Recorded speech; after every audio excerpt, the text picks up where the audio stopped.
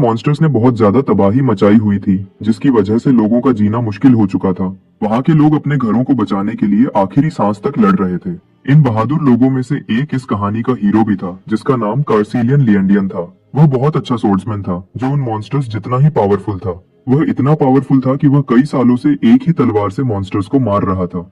फिर भी उसके दिल में जरा भी डर नहीं था। लेकिन फिर एक दिन आया जब उसका सामना हुआ एरन के भाई से, जो एक बहुत ही खतरनाक मॉन्स्टर था। उनकी बहुत खतरनाक फाइट हुई, लेकिन आखिरकार कार्सिलियन ने उस मॉन्स्टर को हरा दिया। लेकिन लड़ाई की वजह से कार्सिलियन भी बहुत ज्यादा इंजर्ड हो गया था और वह भी मौत के मुंह में चला गया। लेकिन किस्मत को कुछ और ही मंजूर था। उसकी आत्मा एक वॉइड में तैर रही थी। तभी उसका सामना एक इंसान लड़के से हुआ, जो किसी अर्थ नामी प्लेनेट से था। उस लड़के का नाम एसियो डोजन था। यह लड़का भी किसी वजह से मरने वाला था, लेकिन मरने से पहले वह कार्सिलियन से एक छोटी सी रिक्वेस्ट करना चाहता था। लेकिन कार्सिलियन ने उसकी बात सुनने से पहले ही मना कर दिया। दरअसल कार्सिलियन ने बहुत मुश्किल और दुख भरी जिंदगी गुजारी थी और इस सब के बाद वह बस सुकून से मरना चाहता था। उसके प्लेनेट के सारे लोग मॉन्स्टर्स के हाथों मर चुके थे। मॉन्स्टर्स ने उन सभी लोगों को मार दिया था जिनसे वह प्यार करता था, और इतना समय लड़ने के बाद वह एक फाइट में मारा गया। दोजान भी जीना नहीं चाहता था, लेकिन वह बस यह चाहता था कि उसका फैमिली एक अच्छी जिंदगी जी सके।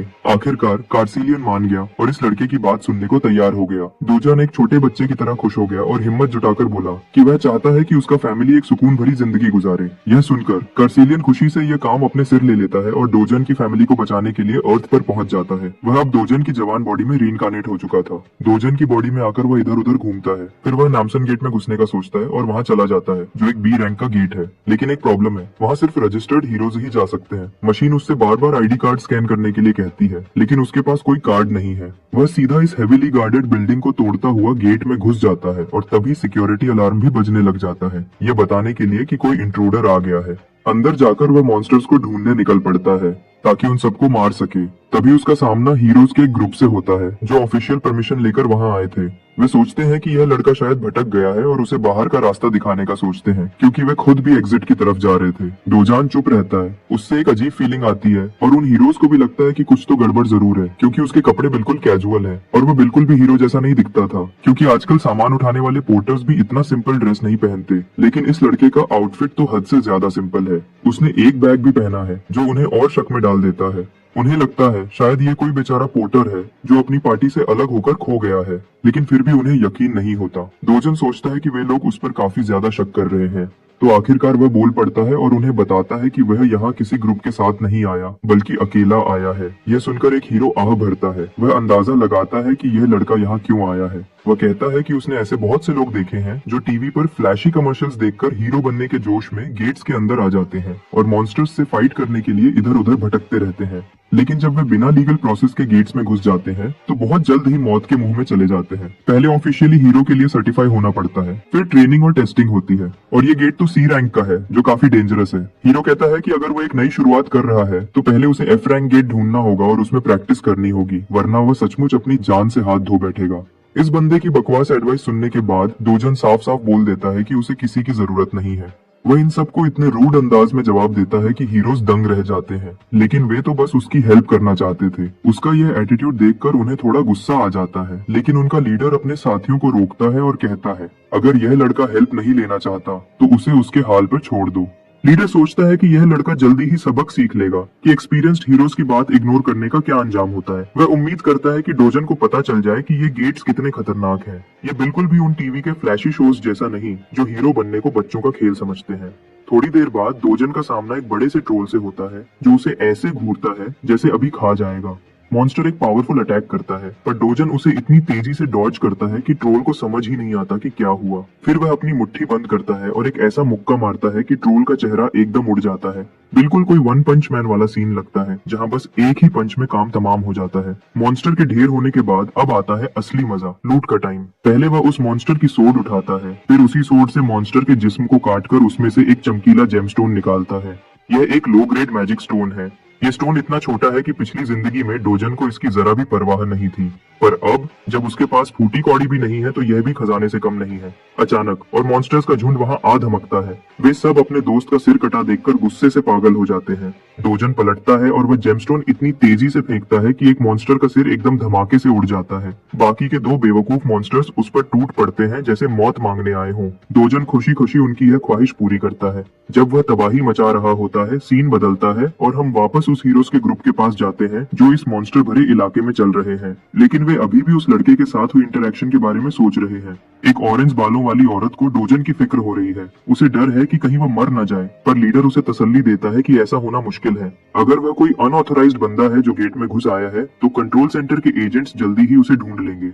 वे एजेंट्स हमेशा बी रैंक या उससे ऊपर लेवल के होते हैं और यह गेट भी सिर्फ बी रैंक का है। जब तक यह लड़का बेवकूफी से मॉन्स्टर्स पर नहीं टूट पड़ता, उसकी जान को कोई खतरा नहीं। एक गंजा हीरो अपने लीडर की बात से एग्री करता है। उसे लगता है कि वह घमंडी लड़का अभी डर से थर थर कांप रहा होगा और एजेंट्स के हाथों बचने का इंतजार कर रहा होगा। लेकिन वहाँ तो सब कुछ उल्टा हो रहा है। हमारा हीरो डोजन इन बड़े मॉन्स्टर्स को डर से थर थर कांपने पर मजबूर कर रहा है। वह एक पंच में ही उनका काम तमाम कर रहा है। उन मॉन्स्टर्स की तलवारों से कटना तो दूर की बात, वह इतना तेज है कि मॉन्स्टर्स उसे छू भी नहीं पा रहे। वह एक बेवकूफ मॉन्स्टर के पीछे एकदम से आ जाता है और ऐसा किक मारता है कि उसका सिर ब्लास्ट हो जाता है। सब मॉन्स्टर्स को मारकर वह एक तलवार उठाता है और उनके मैजिक स्टोन्स निकालने लगता है और अपने लिए काफी खजाना इकट्ठा कर लेता है। थोड़ी देर बाद उसका बैग लो ग्रेड जेम से भर जाता है और वह यहाँ से निकलने का सोचता है। पर सच कहूँ तो वह आज की फाइट से थोड़ा निराश है। पर उसके बैग में ये सब सिर्फ बेकार वजन है, क्योंकि पिछली लाइफ में ये सब उसके लिए कचरे जैसा था। तभी एक एजेंट उसे देख लेता है और अपने साथियों को आवाज देता है। डोजन के पूरी तरह मुड़ने से पहले ही ये सूट वाले बंदे उसे घूर रहे होते हैं। पहले वे बताते हैं कि वे गेट कंट्रोल सेंटर से हैं और उसे अपना हीरो रजिस्ट्रेशन कार्ड दिखाने को कहते हैं। अगर वह अनरजिस्टर्ड है तो उसे उनके साथ कंट्रोल सेंटर चलना होगा। डोजन को यह सब समझ नहीं आता, जिससे सूट वाला बंदा और गुस्से में आ जाता है और उसे कहता है कि वह कोऑपरेट करे और प्रॉपर प्रोसीजर को फॉलो करे। डोजन के चेहरे से बस गुस्सा झलकता है और उसे देखकर लगता है कि वह इस सब से तंग आ चुका है। ये सब ड्रामा उसका मूड खराब कर रहा है। वैसे भी डोजन के पास आर्ग्यू करने के लिए इतनी एनर्जी नहीं है। वह बस मुड़कर निकलने लगता है। जब उन्हें लगता है कि वह उनकी बात नहीं सुन रहा, तो एजेंट्स उसे हैंडकफ्स लगाने की धमकी देते हैं। अगर जरूरत पड़ी तो वे फिजिकल फोर्स भी यूज करेंगे। उनमें से एक ज्यादा उतावला एजेंट आगे आता है और डोजन का हाथ पकड़कर उसे धमकाता है कि अगर वह नहीं माना तो उसे चोट लग सकती है और सारी जिम्मेदारी उसी पर होगी। सबके लिए यही बेहतर है कि यह प्रॉब्लम बातचीत से खत्म हो जाए, न कि हाथों से।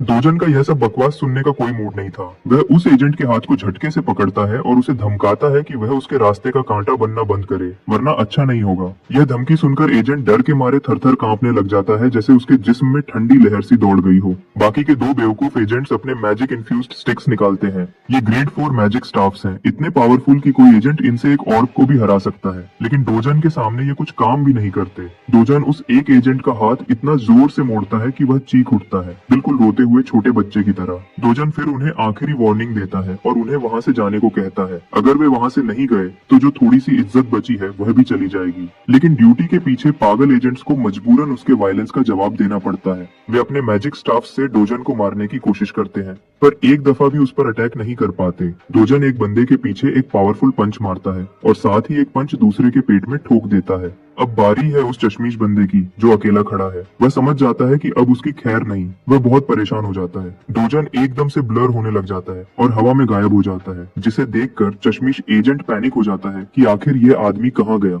फिर अचानक कहीं से एक मुक्का उसके पेट में लगता है और वह दर्द से पीछे लड़खड़ा जाता है। डोजन इन एजेंट्स के ड्रामे से तंग आ चुका है। वह सोचने लगता है कि शायद हीरो रजिस्टर करना ही बेहतर है। यह सुनकर एजेंट उसे तसल्ली देता है कि अगर वह लीगली हीरो बनकर यह सब करेगा तो कोई भी एजेंट उसे तंग नहीं करेगा। डोजन फिर उस एजेंट से रिफ्ट के बारे में पूछता है और यह सवाल एजेंट को बिल्कुल हिला देता है। स्टोरी में आगे चलने से पहले रिफ्ट के बारे में जानते हैं कि इस दुनिया में काम कैसे चलता है। यहाँ अलग अलग रास्ते हैं जो एक दूसरी दुनिया से कनेक्ट होते हैं। उस दूसरी दुनिया में अजीब से मॉन्स्टर्स रहते हैं। ये रास्ते दुनिया भर में फैले हुए हैं। मॉन्स्टर्स के बॉडी जैसे निकले जेमस्टोन से काफी एनर्जी बनाई जाती है, इसलिए ये बहुत कीमती है। इस वजह से गवर्नमेंट इन रास्तों पर पूरा कंट्रोल रखता है। हर गवर्नमेंट कंट्रोल्ड रास्ते को गेट कहते हैं और जो रास्ता गवर्नमेंट से कंट्रोल या बंद नहीं होता उसे रिफ्ट बोलते हैं। अब आते हैं वापस सीन पर। डोजन को ये बात हद से ज्यादा इरिटेटिंग लगती है कि ये एजेंट्स हर गेट में उसका पीछा करते हैं और उस पर ट्रेसपासिंग का इल्जाम लगा देते हैं। लेकिन बेचारा एजेंट उसे समझाता है कि अगर कोई अनरजिस्टर्ड हीरो बिना परमिशन के गेट में घुस जाता है तो कंट्रोल सेंटर को तुरंत पता चल जाता है और पास में बैठे एजेंट्स को उसे पकड़ने के लिए भेज दिया जाता है। जब डोजन रिफ्ट में घुसने की बात करता है तो एजेंट साफ बोलता है कि यह गेट्स जैसा आसान नहीं है। रिफ्ट में अगर कोई बिना परमिशन घुसता है तो उसे काफी सख्त सजा मिलती है। उसे कोई वार्निंग नहीं दी जाती, न ही उस पर कोई रहम किया जाता है। डोजन को यह सब कुछ बकवास लग रहा था। तंग आकर वह उस एजेंट का चेहरा पकड़ता है और उसे कचरे के बैग की तरह साइड में फेंक देता है। अब तो एजेंट को पछतावा हो रहा है कि उसने हेडक्वार्टर्स को कॉल क्यों नहीं किया। ये सब उसके लेवल से बहुत ऊपर है। जाते जाते डोजन उस कचरे जैसे एजेंट को एक आखिरी नजर से देखता है और सोचता है कि यह बंदा किसी काम का नहीं है। ऐसा लगता है जैसे एजेंट का हाथ टूटा हुआ है और साथ ही वह चिल्ला चिल्लाकर धमकियां दे रहा है कि वह डोजन को पकड़कर जेल में डाल देगा। सीन बदलता है और हम पहुंच जाते हैं Seoul gas and digital complex, Gwacheon district में। यह बड़ा सा बिल्डिंग अब हीरो कॉम्प्लेक्स के नाम से जाना जाता है। यहाँ मैजिक स्टोन्स या गेट्स से मिली हर चीज को ट्रेड किया जाता है और आजकल यह जगह पहले से भी ज्यादा बिजी है। डोजन एक ऐसी दुकान की तरफ जाता है जो मैजिक स्टोन्स खरीदने और बेचने का काम करती है। अंदर जाते ही एक बंदा उससे मिलता है जो अपने फोन में इंस्टाग्राम रील्स में डूबा हुआ है। जब डोजन कहता है कि वह कुछ मैजिक स्टोन्स बेचना चाहता है तो ये चालाक दुकानदार जल्दी से अपने बिजनेस की तारीफें करना शुरू कर देता है। वो कहता है कि उनकी ब्रांच सबसे ज्यादा प्राइस देती है और यह भी कि वे पूरे कंट्री में नंबर 1 है। डोजन आखिर में अपने सारे लो ग्रेड जेम्स निकालता है जो मॉन्स्टर के खून से लथपथ हैं और उन्हें काउंटर पर रख देता है।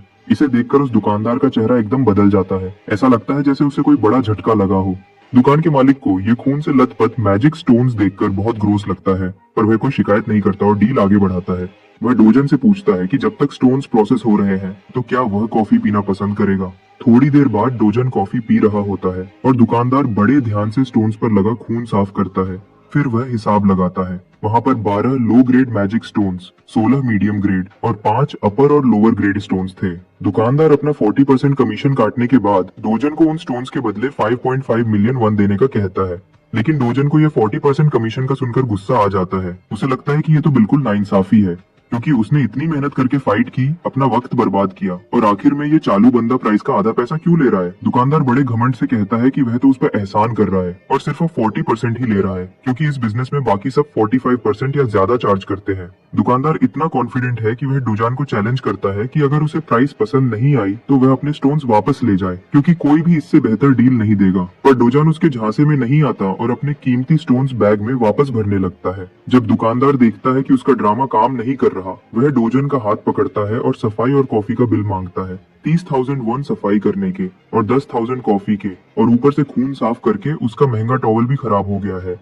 सब कुछ जोड़कर डोजन पर 350,000 वन का कर्जा बनता है। डोजन इस फिजूल डिमांड को बिल्कुल नहीं मानता, चाहे ये पागल बंदा कितना भी जोर लगा ले। जब दुकान के मालिक को लगता है कि उसकी चाल काम नहीं कर रही तो वह गुंडागर्दी पर उतर आता है और धमकी देता है कि उसके पास सी क्लास हीरोज है जो गार्ड्स के रूप में काम करते हैं। तभी पीछे के दरवाजे से ये बड़े बड़े हीरोज अंदर घुस आते हैं और पूछते हैं कि क्या प्रॉब्लम है। वे कहते हैं कि अगर कोई प्रॉब्लम कर रहा है तो वह उसे संभाल लेंगे।